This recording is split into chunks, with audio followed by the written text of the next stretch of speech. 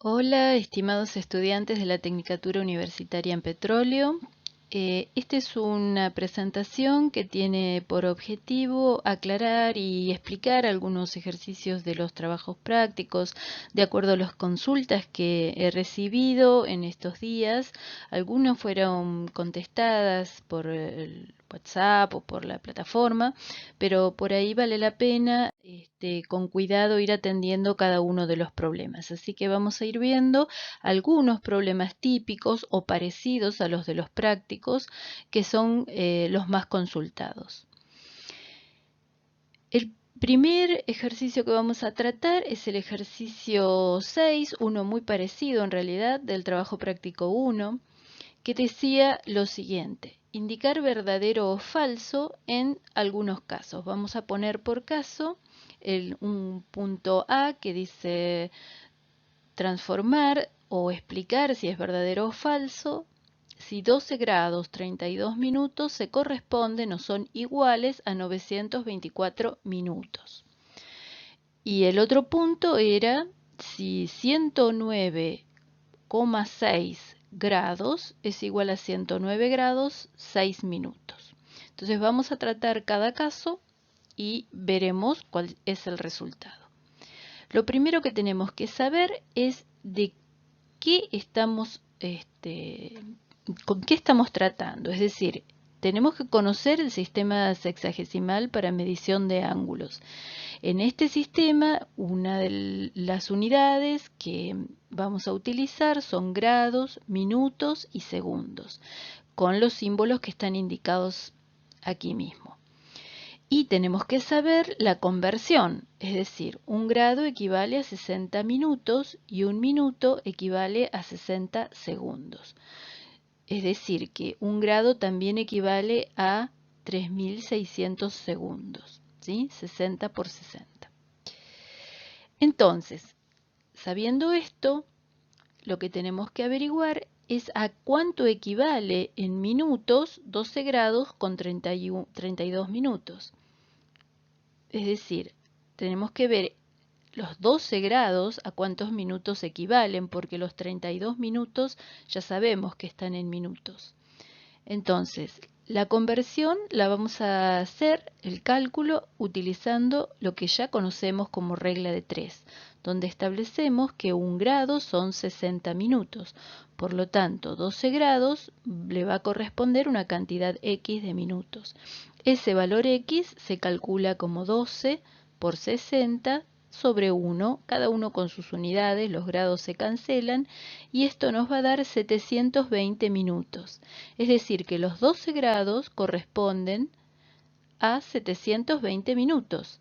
Y además teníamos 32 minutos.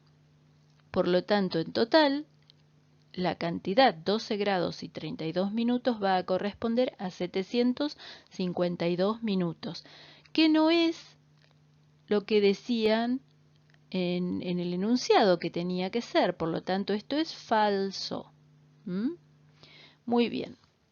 Vamos a ver el siguiente ejemplo que planteaba otra cuestión que tenía que ver con la forma en la que estaban escritos los grados, que muchas veces lo podemos encontrar así. 109,6 grados, es decir, 6 son 6 de grado. Esto equivale a 109 grados más 0,6 de grado. Entonces, lo que tenemos que ver es si esto es exactamente 109 grados y 6 minutos. Por lo tanto, el problema va a estar en el 0,6 grados.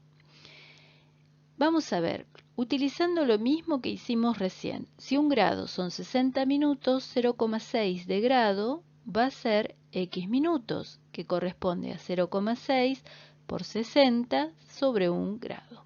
Y esto nos da 36 minutos. Por lo tanto, 109,6 grados va a ser 109 grados más 36 minutos, que es distinto de 109 grados 6 minutos, que era lo que proponía el enunciado. Por lo tanto, en este caso también es falso, ¿sí?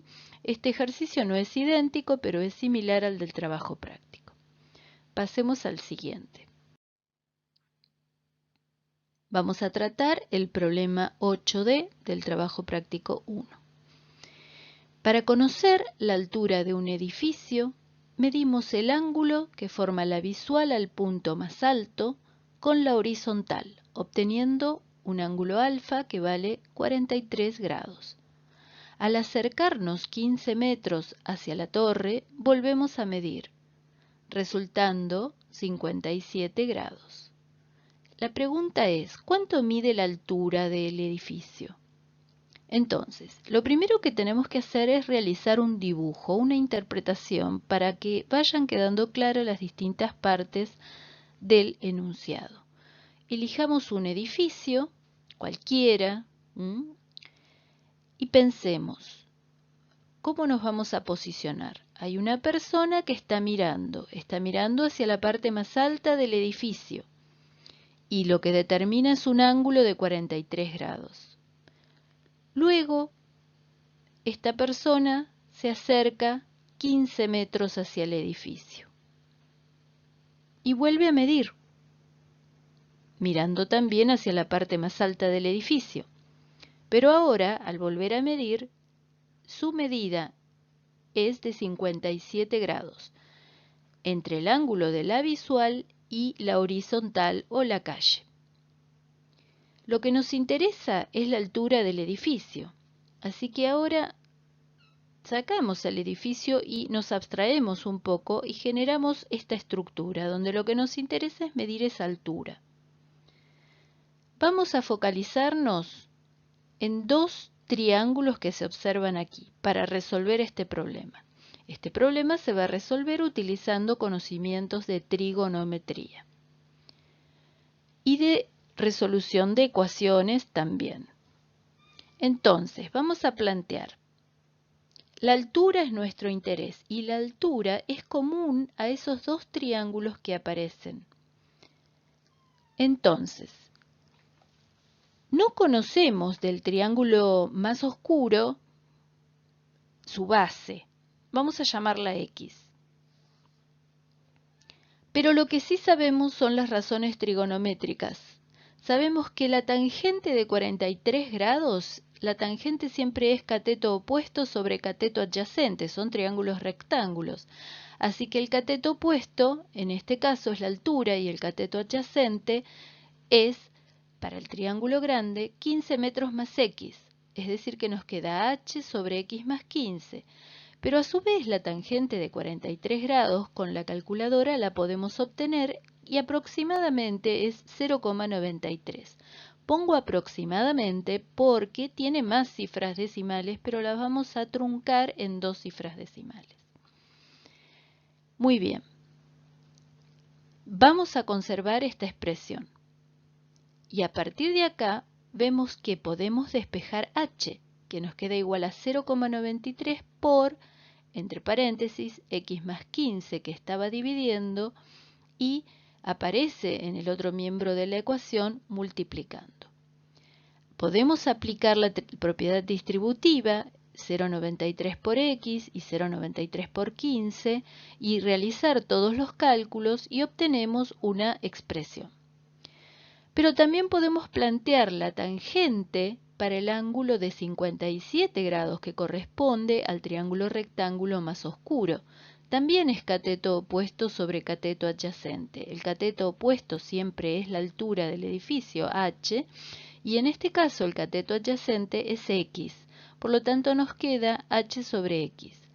Y la tangente de 57 grados con la calculadora nos da aproximadamente 1,54. Por lo tanto, conservamos también esta expresión. Y vemos de aquí que podemos despejar h como 1,54 por x. Es decir que h lo tenemos despejadas de dos expresiones distintas. Y nos dan 0,93 por x más 13,95 y también nos da h 1,54 por x. Como h es la misma altura en las dos expresiones, ambas expresiones son equivalentes.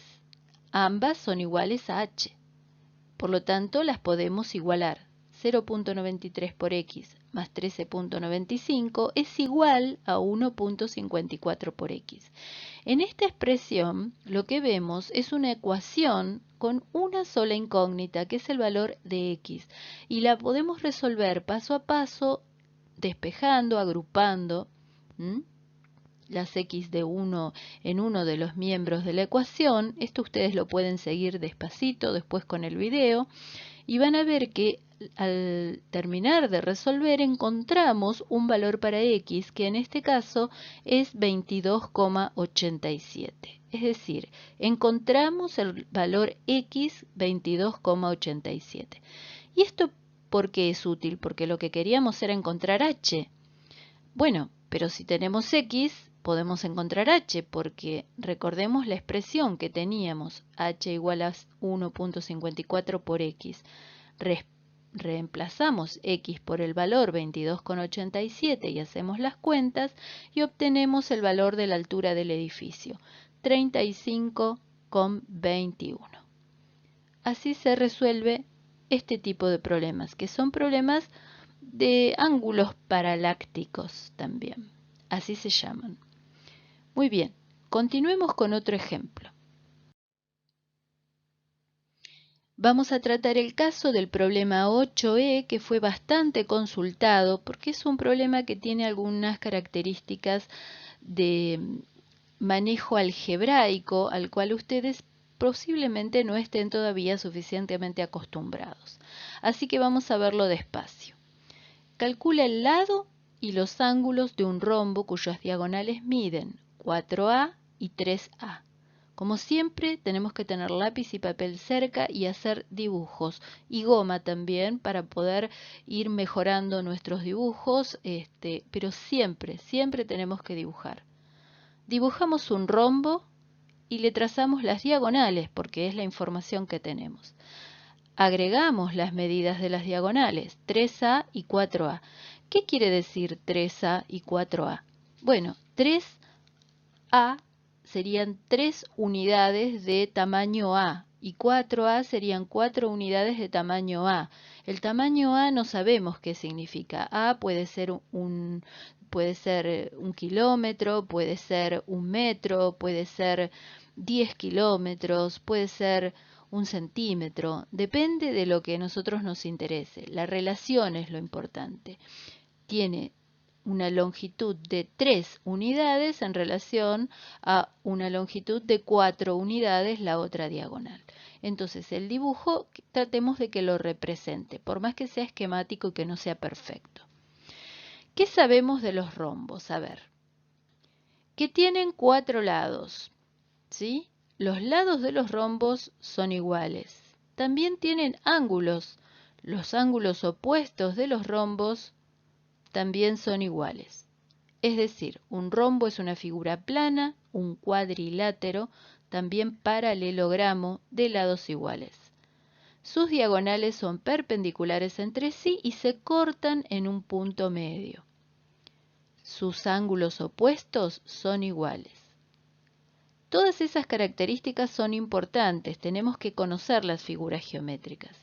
Y lo que vamos a hacer es analizar la figura separándola en 4 triángulos rectángulos, los 4 triángulos rectángulos que vemos, que además son iguales. Vamos a resolver un triángulo rectángulo y con eso vamos a obtener los datos para dar la respuesta que nos están pidiendo, que es saber cuánto vale el lado y cuánto valen los ángulos del rombo.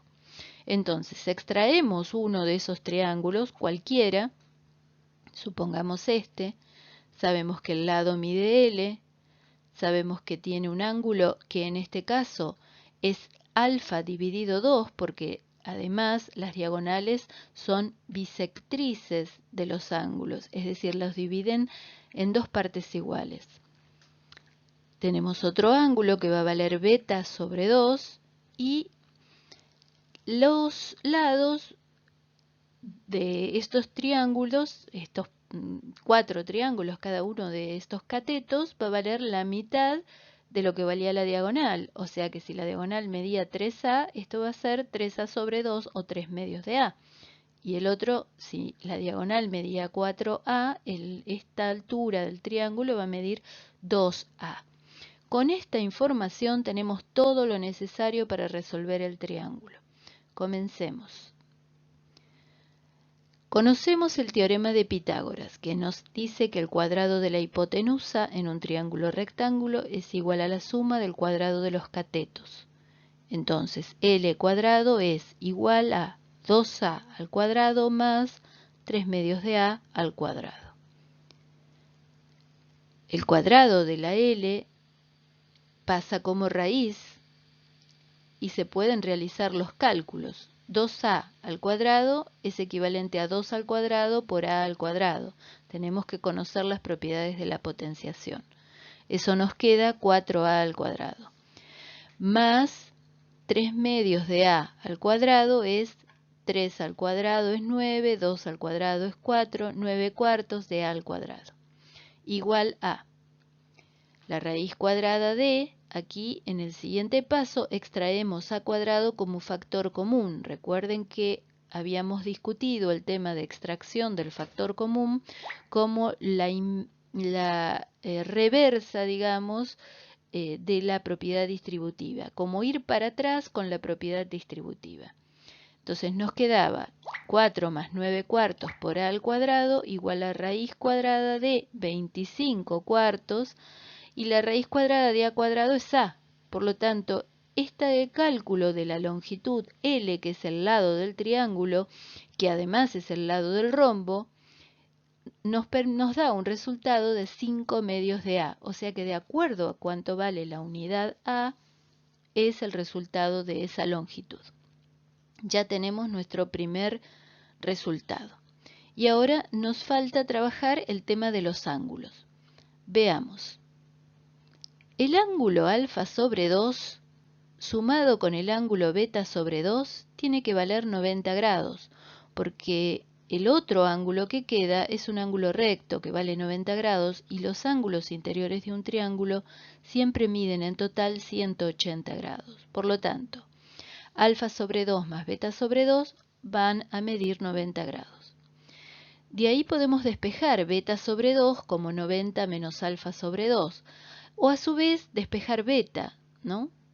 Como el beta está dividido por 2, el 2 puede pasar multiplicando y queda 180 menos alfa. Beta es igual a 180 menos alfa. Entonces, si pudiéramos encontrar alfa, también podríamos encontrar beta. Intentemos encontrar alfa planteando la tangente del ángulo alfa. Como dijimos, la tangente de un ángulo siempre es el cateto opuesto sobre el cateto adyacente.